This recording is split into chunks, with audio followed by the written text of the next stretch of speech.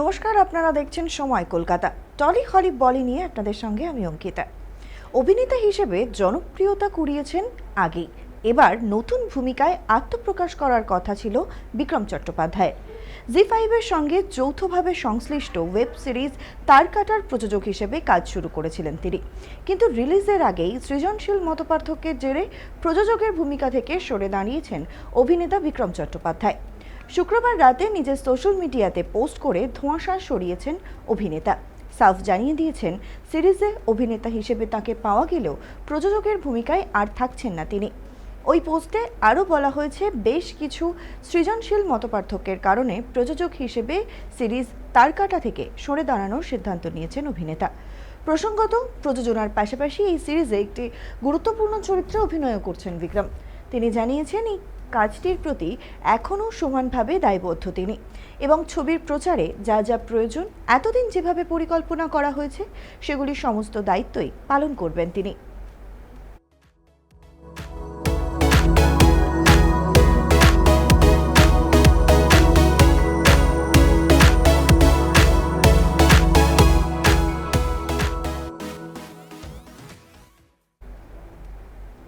তৃণমূলের তারকা সংসদ হয়েও বাম বা বিজেপি শিবিরের শিল্পীদের সঙ্গে কাজ করা কিংবা রূপা গঙ্গোপাধ্যায়, মিঠুন চক্রবর্তীদের নিজের ছবিতে কাস্ট করার কারণে অতীতে কম ঝক্কি পোহাতে হয়নি দেবকে। তবে রাজ্যে রাজনৈতিক পালাবদলের পর এবার টলিউড তথা বাংলা ফিল্ম ইন্ডাস্ট্রিতে বড়সড় স্বস্তির আবহাওয়া দেখছেন খোদ ঘাটালের তৃণমূল সাংসদ। শুক্রবার রাতে ফেরা সিনেমার প্রিমিয়ারে এসে সাংবাদিকদের মুখোমুখি হয়ে এমনই ইঙ্গিত দিলেন সুপারস্টার। নতুন সরকারের আমলে টলিউডের ভবিষ্যৎ এবং কলা কুশলীদের জন্য চালু হওয়া নতুন কার্ড প্রসঙ্গে প্রশ্ন করা হলে দেব জানান, তৃণমূল সরকারের আমলে তিনি যথেষ্ট ভুগেছেন। তিনি আশা রাখছেন বর্তমান সরকারের আমলে তা হবে না, বরং এই সরকার বাংলা ফিল্ম ইন্ডাস্ট্রির জন্য আরও ভালো পরিস্থিতি তৈরি করবে। ইন্ডাস্ট্রিতে যেন আর কোনো নিষিদ্ধ সংস্কৃতি বা দলাদলি না থাকে এবং সকলে যেন স্বাধীনভাবে কাজ করতে পারেন। নতুন বিজেপি সরকারের কাছে সেই আর্জিই রেখেছেন তিনি। তিনি আরও জানান, রাতারাতি সব বদলে ফেলা সম্ভব নয়। নতুন সরকারকে সময় দেওয়া উচিত, কারণ এটি একটি নতুন সিস্টেম। কিভাবে কাজ হচ্ছে তা দেখার জন্য এই সরকারকে অন্তত 1 বছর সময় দেওয়া দরকার। 2014 সাল থেকে তৃণমূলের টিকিটে পরপর 3 বার সাংসদ হওয়া দেবের মুখে নতুন সরকারের এই প্রশংসা এবং অতীত ব্যবস্থার সমালোচনা নিয়ে স্বাভাবিকভাবেই বর্তমান রাজনৈতিক আবহে শুরু হয়েছে নতুন চর্চা।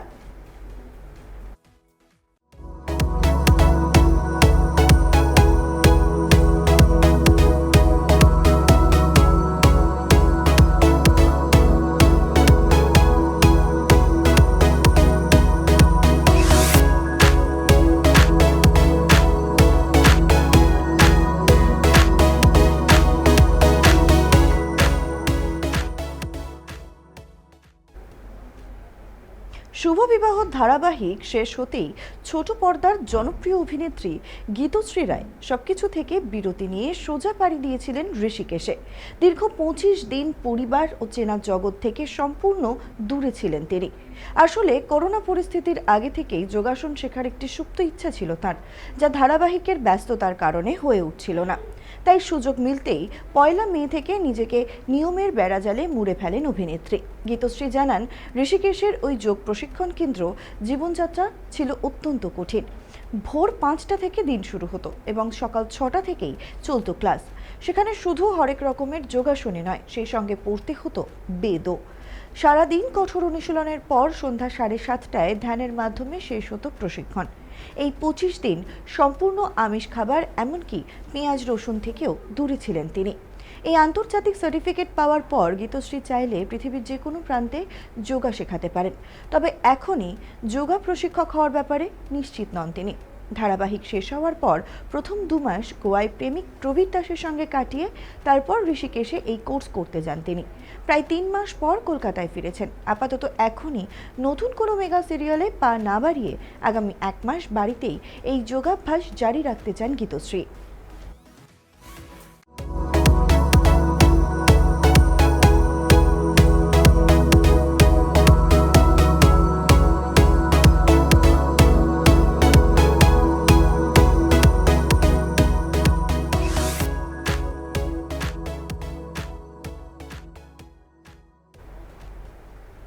টেলি দুনিয়ার জনপ্রিয় অভিনেত্রী অঙ্কিতা লোখান্ডে সিনেমা সিরিজের পাশাপাশি স্বামী ভিকি জৈনের সঙ্গেও বিভিন্ন রিয়েলিটি শোয়ে যোগ দিয়ে বিভিন্ন সময় থেকেছেন চর্চার শিরোনামে। এবার নিজের সাম্প্রতিক সোশ্যাল মিডিয়া পোস্ট ঘিরে ফের বিতর্কে জড়িয়েছেন অভিনেত্রী। সম্প্রতি আবুধাবি থেকেই স্বামী ভিকির সঙ্গে একগুচ্ছ রোমান্টিক মুহূর্ত ভাগ করে নিয়েছিলেন নিজের সোশ্যাল মিডিয়া হ্যান্ডেলে। সেখানে একটি ছবিতে অঙ্কিতাকে দেখা যায় হিজাব পরিহিত অবস্থায়, আর তাতেই নানান প্রশ্নবাণে ছেয়ে গিয়েছে কমেন্ট বক্স। প্রসঙ্গত কয়েকদিন আগেই গো সেবা করে সংস্কারী তকমা পেয়েছিলেন নেট নাগরিকদের কাছে। তবে এবার আবুধাবিতে গিয়ে হিজাব পরায় একাংশের ক্ষোভের মুখে পড়তে হলো অভিনেত্রীকে। যদিও অভিনেত্রী এখনও কোনো রকম প্রতিক্রিয়া দেননি, তবে অঙ্কিতা লোখান্ডের হিজাব বিতর্ক যে উত্তর বাড়ছে সেটা সোশ্যাল পাড়ায় উঁকি দিলেই বেশ বোঝা যাচ্ছে।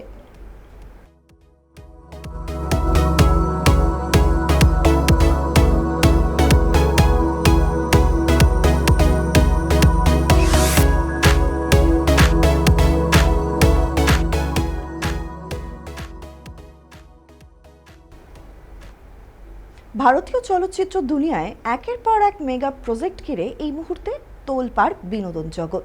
একদিকে যেমন রজনীকান্তের ব্লকবাস্টার ছবি জেলারের সিকুয়েল জেলার 2 নিয়ে কৌতূহল তুঙ্গে, তেমনি অন্যদিকে এর কাস্টিং নিয়েও একের পর এক চমকপ্রদ তথ্য সামনে আসছে।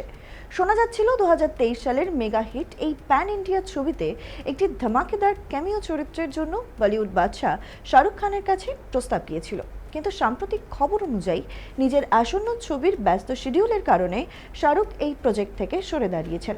আর কিং খানের এই অসম্মতির পরেই নির্মাতারা ছবির সেই বিশেষ চরিত্রের জন্য যোগাযোগ করেছেন বলিউডের গ্রেট গড ঋতিক রোশনের সঙ্গে। যদি সবকিছু ঠিকঠাক থাকে তবে ভগবান দাদা ছবির পর আবারও একসঙ্গে স্ক্রিন শেয়ার করতে দেখা যাবে রজনীকান্ত ও ঋতিককে।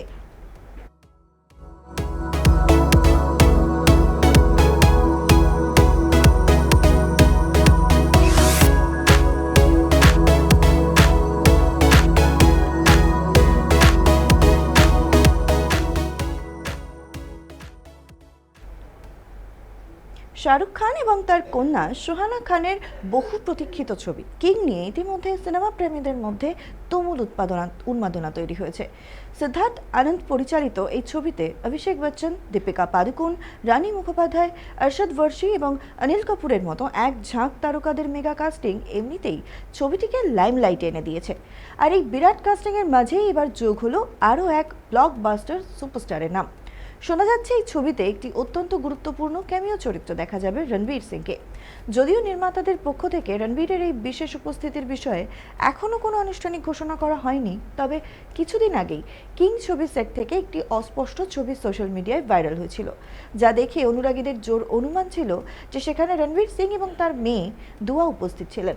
এখন এই ভাইরাল ছবির সূত্র ধরেই এখন বলি পাড়ায় রণবীরের ক্যামিওর গুঞ্জন আরও জোরালো হয়ে উঠেছে।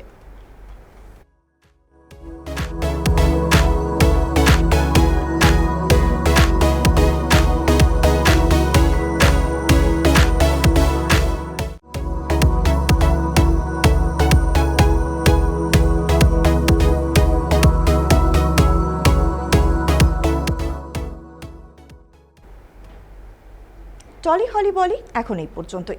বিনোদনের অন্যান্য খবর পেতে দেখতে থাকুন সময় কলকাতা। সময় বলবে সময়ের কথা।